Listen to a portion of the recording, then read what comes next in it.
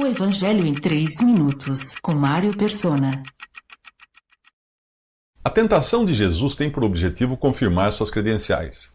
É o Espírito Santo quem o leva ao deserto para ser tentado pelo diabo, ou seja, para deixar clara a sua divindade.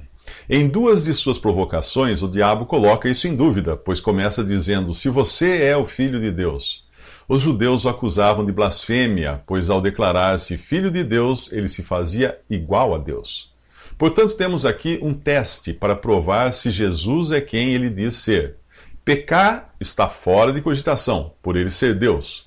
Ao contrário do primeiro homem, Adão, este segundo homem é sem pecado, e cada tentação só confirma isso. Numa delas, Satanás nem questiona se ele é o Filho de Deus, mas vai direto ao assunto. Jesus poderia antecipar a posse de todos os reinos do mundo sem passar pelo dissabor da cruz, bastando para isso adorar a criatura, Satanás, em lugar do Criador. As 3 tentações revelam 3 coisas que nos são oferecidas todos os dias: obedecer ao diabo, adorar a criatura e colocar Deus à prova. Quando não somos guiados pela palavra de Deus, seguimos a presente ordem desse mundo. E o príncipe do poder do ar, o espírito que agora está atuando nos que vivem na desobediência. Ou seja, obedecemos ao diabo, satisfazendo as vontades da nossa carne e seguindo os seus pensamentos e os seus desejos. É o que diz em Efésios 2. Para adorar a criatura, não precisa ir longe. Basta escutar a voz do orgulho em nosso coração que diz: primeiro eu. A filosofia humana ensina que para amar o próximo como a si mesmo, você precisa primeiro amar a si mesmo. Ora, isso você já faz por natureza, e se essa for a sua prioridade, o próximo vai ter de esperar sentado. O diabo atinge sua meta quando você se acha o máximo. Provar a Deus é a terceira coisa que Satanás propõe ao sugerir que Jesus pule do alto do templo, confiando que Deus o guardará. Jesus responde: dito está, não ponha à prova o Senhor, o seu Deus. Os adoradores de Mamon e da teologia da prosperidade adotam como lema o versículo de Malaquias 3, que diz: ponham-me à prova e vejam se não vou abrir as comportas dos céus e derramar sobre vocês tantas bênçãos que nem terão onde guardá-las. O que eles não percebem é que o contexto começa no capítulo 2 e é uma bronca dada aos desobedientes sacerdotes de Israel, concluindo com o ponha-me à prova, no sentido de experimentem me obedecer. Se você não for um sacerdote judeu vivendo nos tempos de Malaquias, a passagem não é para você. Veja que a continuação no capítulo 4 até mesmo já se cumpriu, ou seja, a vinda de João Batista. Lá diz assim: eu enviarei o meu mensageiro que preparará o caminho diante de mim, diz o Senhor dos Exércitos. Acabamos de ver isso no capítulo 3 de Lucas. Nos próximos 3 minutos, o diabo aperta os 3 botões do desejo. Que mal havia em Jesus transformar pedras em pães e assim aplacar uma fome de 40 dias? Receber o poder e glória de todos os reinos do mundo sem precisar passar pela cruz também simplificaria as coisas para ele. E uma demonstração do poder de Deus enviando seus anjos para ampará-lo na queda, caso ele se jogasse do pináculo do templo, seria uma publicidade tanto para sua causa. Será que os fins não justificariam os meios? O raciocínio humano diria que sim.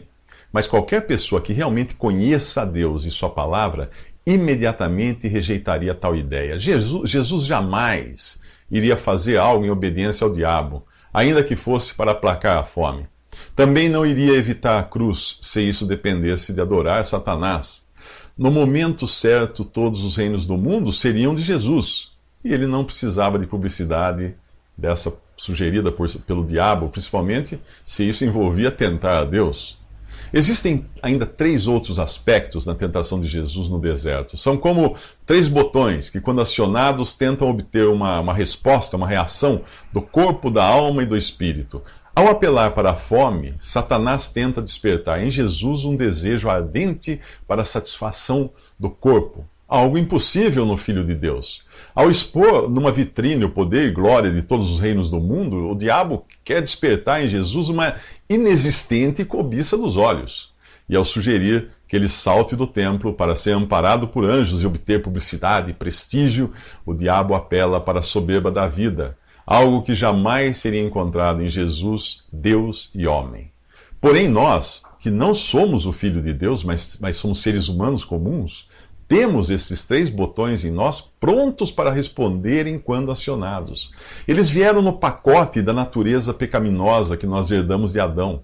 Na tentação no Jardim do Éden, a mulher viu que a árvore parecia saudável ao paladar, era atraente aos olhos e, além disso, desejável para dela se obter discernimento. O apóstolo João, em sua primeira epístola, chama isso de concupiscência ou cobiça da carne, concupiscência dos olhos e soberba da vida. Por causa do pecado, nosso corpo, alma e espírito ficaram vulneráveis às tentações que prometem satisfação física, glória mundana e reconhecimento público.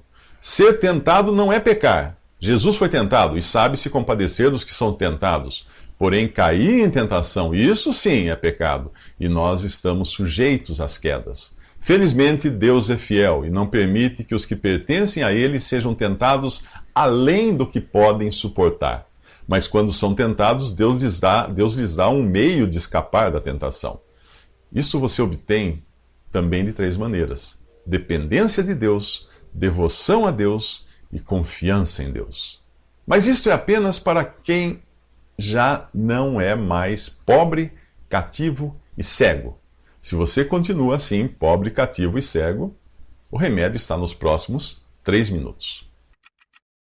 Agora nós vemos Jesus na sinagoga em Nazaré. As sinagogas não eram templos, pois só havia um templo autorizado por Deus, o de Jerusalém. Sinagogas eram lugares onde os judeus se encontravam para ler as Escrituras e fazer orações. Elas tinham também o caráter de escolas para aprendizado das Escrituras. Jesus recebe o rolo do livro de Isaías, do profeta Isaías, para ler, e o abre no que hoje conhecemos como capítulo 61. E ali ele lê o seguinte: O Espírito do Senhor estava sobre mim, porque ele me ungiu para pregar boas novas aos pobres. Ele me enviou para proclamar liberdade aos presos e recuperação da vista aos cegos, para libertar os oprimidos e proclamar o ano da graça do Senhor. Então ele fechou o livro e devolveu ao assistente e assentou-se. Na sinagoga, todos tinham os olhos fitos nele. Ele começou a dizer-lhes: Hoje se cumpriu a escritura que vocês acabaram de ouvir. Tão importante quanto o que Jesus leu de Isaías é o que ele não leu. Pois após a frase proclamar o ano da graça do Senhor, vem a seguinte frase: e o dia da vingança do nosso Deus. O mesmo Jesus que um dia virá como juiz para derramar sua ira sobre os que se opõem a ele, veio antes como Salvador. Ele anuncia o período da graça, não da ira de Deus. Mas existem condições para ser beneficiado por essa graça.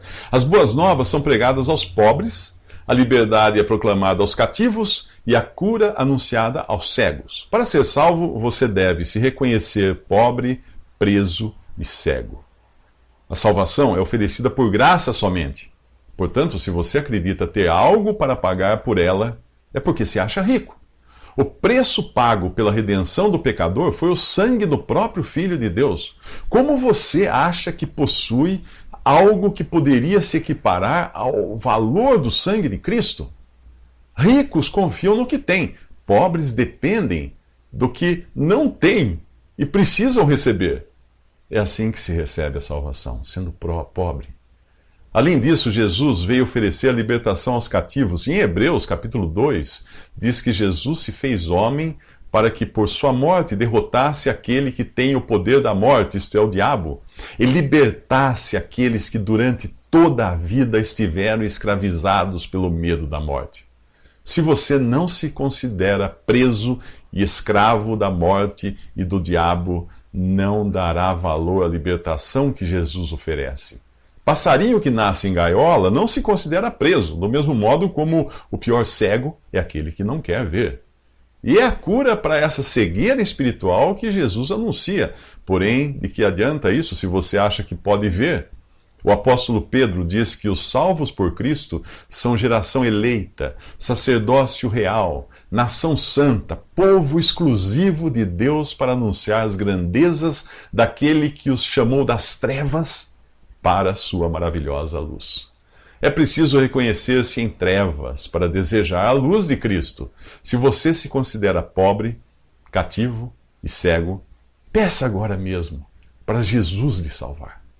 Nos próximos 3 minutos, Jesus bate à porta.